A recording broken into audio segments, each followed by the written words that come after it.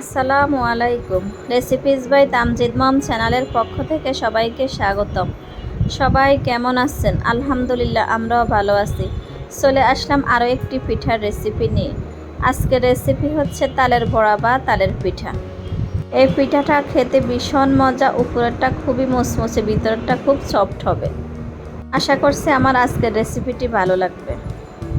এখানে আমি 2 কাপ তালের পিউরি নিয়েছি, দিয়ে দিলাম স্বাদ মতো লবণ, দিয়ে দিলাম 1 কাপ চিনি, এখন দিয়ে দিলাম 1.5 কাপ চালের গুঁড়ো, শুকনো চালের গুঁড়োটা নিয়েছি আমি। এখন দিয়ে দিলাম 1 কাপ ময়দা। এখন আমি দিয়ে দিব 3 টেবিল চামচ গুঁড়ো দুধ, দিয়ে দিলাম সামান্য পরিমাণ বেকিং পাউডার। এখন আমি দিয়ে দিব 1 কাপ কোরানো নারিকেল। সবগুলোকে আমি এখন আস্তে আস্তে মিশিয়ে নিব। চিনিটা আপনারা আপনাদের পছন্দ অনুযায়ী দিতে পারেন। সবগুলো ব্যাটার আমার এরকম হয়েছে। আমি এখন 15 মিনিটের জন্য একটা ঢাকনা দিয়ে ঢেকে রেস্টে রেখে দিব। আমি এখন পরিমাণ মতো তেল দিয়ে চুলাতে একটা কড়াই বসিয়ে দিলাম।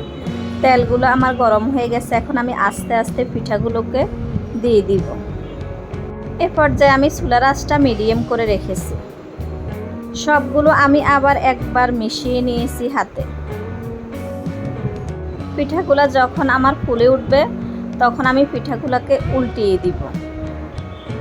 সবগুলো পিঠাকে আমি লাল করে ভেজে নিব।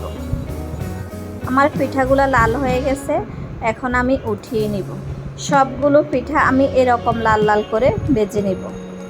তো হয়ে গেল আমার খুবই মজাদার তালের বড়া বা তালের পিঠা। উপরেরটা যেমন মুচমুচে হয়েছে, ভিতরেরটা খুব সফট হয়েছে। আশা করছি আমার আজকের রেসিপিটি ভালো লাগবে। আমার রেসিপিটি ভালো লাগলে আমার চ্যানেলটি সাবস্ক্রাইব করে আমার পাশে থাকবেন। সবাই ভালো থাকবেন। আল্লাহ হাফেজ।